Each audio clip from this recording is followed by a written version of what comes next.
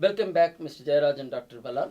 Mr. Jairaj, if there are differences among jury members on a particular, you say that there is always a consensus. If there are differences among jury members on a particular candidate or an organization, how do you arrive at a consensus? By a process of give and take, sir, there have been differences. It's not to say. So what typically happens is that when a particular category is being discussed, the jury members are asked to prepare a short list on their own. And sir, when you compare the short list, about 90% of the names will be common. Maybe at 10% there's a difference. And so wherever there is no difference, there is some kind of discussion. And because of the extraordinary background of the jury members, or people of all great experience, eminence, good background, there is finally, sir, unanimity about which names to go for and which not to. No But sir, clash as such. no. May I also tell you, sir, that from my experience, names that don't figure in the list of winners are just as significant as those that do. It's just that there is a limitation in terms of the number that we can give an award for. But the others who not made it, sir, are equally good. And so our point is that they must apply the next year and be considered. And that's why the awards are also becoming more and more popular.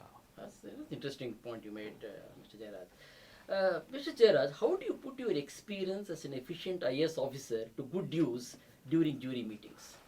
So when any nominee is being considered, I look at and see, has this person been able to sustain the work he or she is doing? That sustaining calls for managerial ability, organizing capability, vision, enterprise, building a team, getting people together, like what Balal has done. All this is part of, one can say, the administrative ethos in some sense.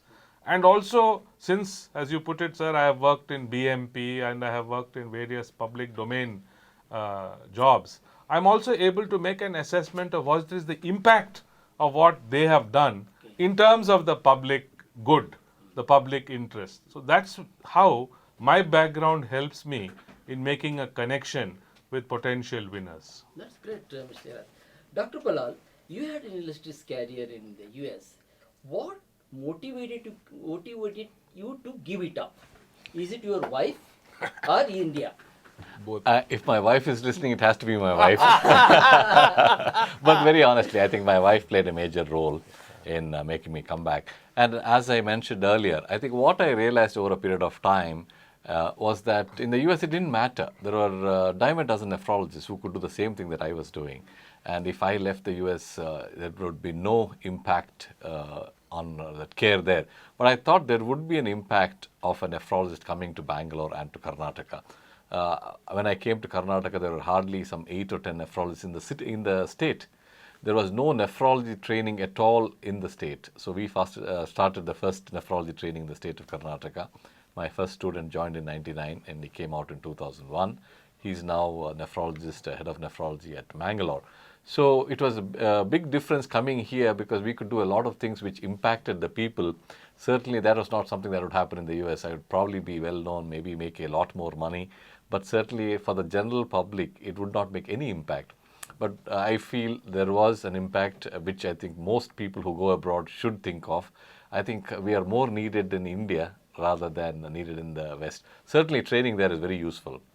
I think I've become a better doctor by having spent some time there, but I think it's worthless spending all your time there. So my advice to everyone who's been abroad is please come back to your country. Is it true, Dr. Balal, you gave a 2-year deadline to your wife? If it doesn't click, I'll go back. You are privy to a lot of my personal stories. Yes, in fact, I was a little hesitant, and when you're well settled in the US, it always makes you a little nervous to start from scratch. And that too, the hospital had just started. We did not have a nephrology department. I was already well established.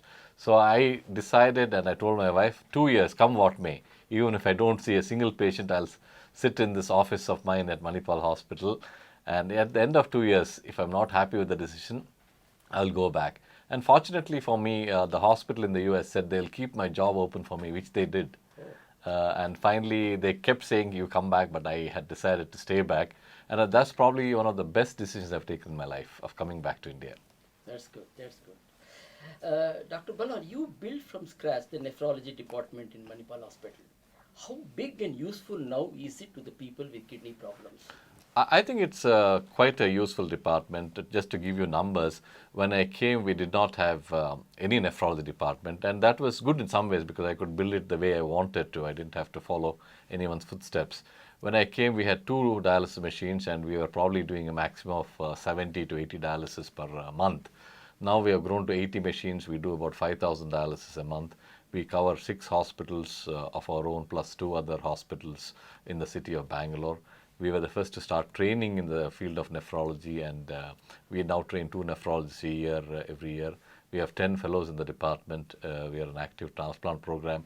And I think more importantly, in conjunction with many philanthropists, which includes Mr. Jairaj himself, we have been able to help some poor people in getting dialysis, not only in our institution, but many other institutions like Shevakshetra Hospital, which he's involved with, CSI Hospital, St. Martha's and Manipal Hospital. Our family trust, along with other philanthropic organizations, offer free dialysis and subsidized transplant for many of these patients. And we also have a lot of awareness campaigns through the help of people like you, both when you are in the Times and radio stations and TV stations, because a large number of people still do not know much about the kidneys and are not aware of it. Dr. Ballal, is it true that amongst the patients who suffer from kidney-related problems, most of them die due to heart attack? Oh, you brought in a very, very important point. I think what is relatively unknown, even in the medical fraternity till recently, is that kidney disease is probably one of the biggest risk factors for heart disease. Just to give you an example, a 25-year-old gentleman or a lady with kidney failure is the equivalent of an 80-year-old man as far as the heart is concerned. So the death rates from heart disease for a 25-year-old man with kidney disease is almost equivalent to that of an 80-year-old man. So you can see the impact. Almost 1,000 times higher incidence of of heart attacks and heart failure in young people with the kidney disease. In fact, most people with kidney disease die of heart failure and heart attacks well before they require dialysis or transplantation. And unfortunately, this is not well known. So we educate most of the patients who come to me. We give them a pamphlet saying that if you have a kidney disease, please consult a cardiologist. So we are not enemies. We like each other. So you please check your heart doctor. And if you have heart disease, please get your kidneys checked. In fact, in my opinion, probably kidney disease is even a higher risk factor than smoking for heart disease. Oh, that's good. That's interesting information for business. Dr. Jairaj, the foundation has also instituted the prestigious Bengalurian of the Year award, apart from the usual Namma Bengaluru awards. What qualities should an individual or organization have to deserve this award? Namma Bengalurian award. Much the same as the winners, except that there must be an overarching impact that this individual or organization should have made, number one. Number two, sustainability. It must be over a period of time. And number three, the personality or the institution must be totally beyond reproach. And number four, somewhat unrecognized in the sense, it's not the Same like unsung heroes. unsung heroes, a little below the radar, but really someone who is quite astonishing and outstanding in whatever they are doing and the impact they are making on the city as such. Thank you both, Jairaj and Dr. Ballal.